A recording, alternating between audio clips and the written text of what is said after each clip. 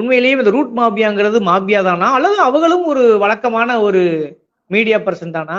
எப்படி புரிஞ்சுது? என்ன நடந்துச்சு? தற்போது தமிழ்நாட்டு முதலமைச்சரை தேசிய அளவுல ப்ரொமோட் பண்ணக்கூடிய ஒரு ப்ரொபகண்டாவை நான் கண்டுபிடிக்கிறேன். குறிப்பா அது இன்ஸ்டாகிராம்ல 2K கிட்ஸை கவர் பண்றதுக்காக வட மாநிலங்கள்ல பல வருஷமா இயங்கிக்கிட்டு இருக்கிற ஒரு RSS பக்கங்கள்.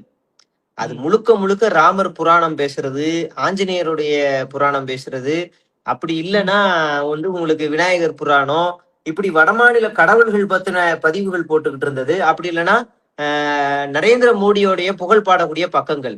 நரேந்திர மோடி ட்ரம்பை மிரட்டினார், நரேந்திர மோடி ரஷ்யா உக்ரைன் போனை அடியோடு நிறுத்தி விட்டார், நரேந்திர மோடி ஈரானுக்கே சவால் விட்டார், அப்படி இப்படின்னு பயங்கரமான தீயெல்லாம் போட்டு வச்சிருந்தானுங்க. ஆனா இந்த பக்கங்கள்லாம் இப்ப கம்ப்ளீட்டா என்ன ஆயிருக்குன்னா, டிவிகேவுக்கு விஜய்க்கு ப்ரொபகண்டா பண்ண ஆரம்பிச்சிருக்கு. இங்க நடக்காததெல்லாம் அங்க ப்ரொபகண்டா பண்றான். எவனும் போய் அங்க ஃபேக்ட் செக் பண்ண மாட்டான் வட மாநிலங்கள்ல. இங்க விஜய் எல்லாருக்குமே TNPC government exam NEET coachings எல்லாமே ஃப்ரீன்னு சொல்லிட்டாரு அப்படின்னு ஒரு அறிவிப்பு வருது. அதை காடா போட்டு வடமாநில இருக்குங்கள்ல பேஜ்ல எல்லாத்தையும் ப்ரொபகண்டா பண்றான். எப்படா இது, இந்த மாதிரி ஒரு அறிவிப்பு நம்மளே கேள்விப்பட்டது இல்லையே அப்படின்னு நம்ம உள்ள போய் பார்த்தா, தமிழ்நாட்டு முதலமைச்சர் விஜய் கடலில் லட்சக்கணக்கான ஆம குஞ்சுகளை விட்டார் அப்படின்னு ஒரு செய்தி. அப்படி ஒரு செய்தியை பார்க்கல. எப்படா இது சாத்தியம் இல்லாத ஒண்ணா இருக்கு அப்படின்னு இன்னும் உள்ள போய் பார்த்தா, பிஹெச்டி மட்டும் இவ்வளவு, டாக்டர்ஸ் இவ்வளவு, வக்கீல் இவ்வளவு படிச்ச ஆளுகள் முதல் முறையா தமிழ்நாட்டுல சட்டமன்றத்துக்குள்ள போறாங்க அப்படின்னு ஒரு ஃபேக் நியூஸ்.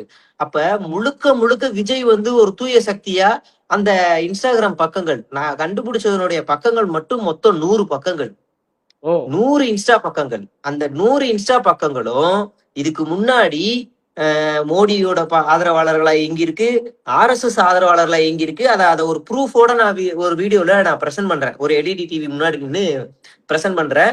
அதுல குறிப்பா கவர்மெண்ட் எக்ஸாம் எழுதுற ஸ்டூடெண்ட்ஸ், சென்ட்ரல் கவர்மெண்ட் எழுதுற ஸ்டூடெண்ட்ஸ் பாத்தீங்கன்னா யூபிஎஸ்சி வாலா, UPSC examination, UPSC world syllabus, இப்படி பேஜஸ் எல்லாமே இருக்கு.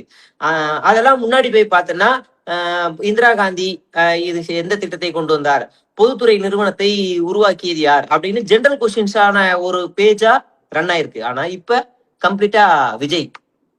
இப்படி இயங்குறதுக்கு பின்னாடி என்னதான் காரணம் இருக்கு அப்படின்னு இன்னும் போய் சர்ச் பண்ண ஆரம்பிச்சா, உங்களுக்கு எந்த சிஎம் பிடிக்கும் அப்படின்னு வட மாநிலத்துல இருக்கக்கூடிய சின்ன சின்ன பசங்கள்கிட்ட போய் சொல்லும் போது அவங்க இளைய தளபதி வச்சாய் அப்படின்னு அவங்க பேச ஆரம்பிக்கிறாங்க. அப்படி சொல்ல வேண்டிய எந்த அவசியமும் கிடையாது.